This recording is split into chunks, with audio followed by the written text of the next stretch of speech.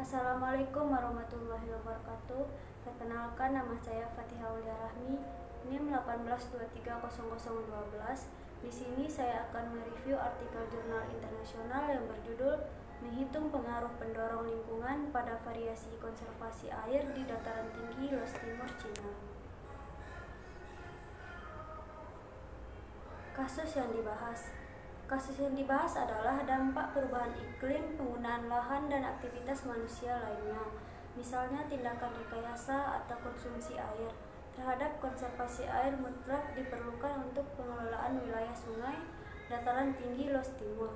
Tujuan utama dari studi ini adalah untuk menganalisis distribusi temporal dan spasial dari konservasi air, memeriksa kesesuaian model SWOT untuk bab khusus ini, dan mengevaluasi secara kuantitatif dampak perubahan iklim, perubahan penggunaan lahan, dan aktivitas manusia lainnya terhadap variasi konservasi air. Pembahasan teori.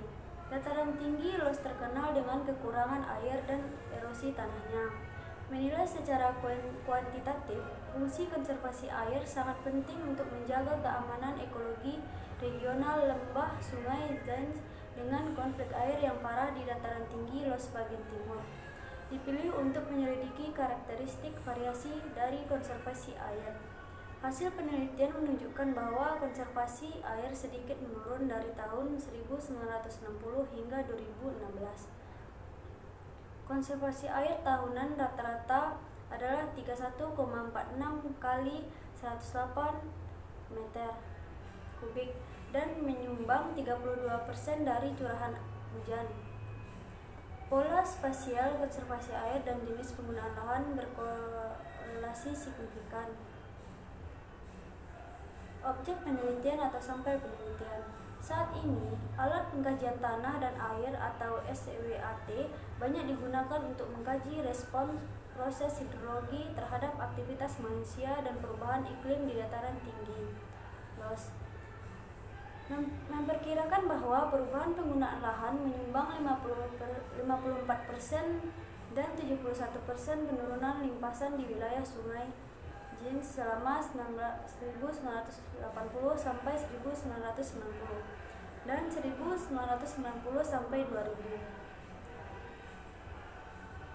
Teknik analisis data. Alat penelitian tanah dan air digunakan untuk menilai respon hidrologi di wilayah Sungai Zains. SWOT adalah fisik model hidrologi basis yang dikembangkan untuk memprediksi dampak praktik pengelolaan lahan terhadap limpasan sedimen dan hilangnya unsur hara pada skala DAS. Berdasarkan DEM, cekungan dibagi menjadi 37 sub DAS dan 872 hydrological response unit, dipisahkan dengan penumpukan tata guna lahan, jenis tanah, dan kemiringan. Analisis sensitivitas dan kalibrasi dilakukan dengan menggunakan hasil penelitian. Dalam studi ini, wilayah Sungai Zains dengan konflik air yang sangat parah di dataran tinggi Laos dipilih untuk menyelidiki karakteristik dan potensi penyebab dari variasi dinamis dalam konservasi air dengan menggunakan model SWAT yang disesuaikan.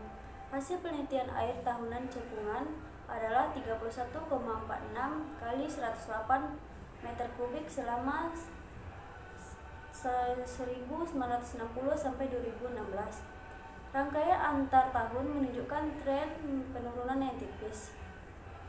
Baiklah, sampai di sini presentasi saya. Assalamualaikum warahmatullahi wabarakatuh.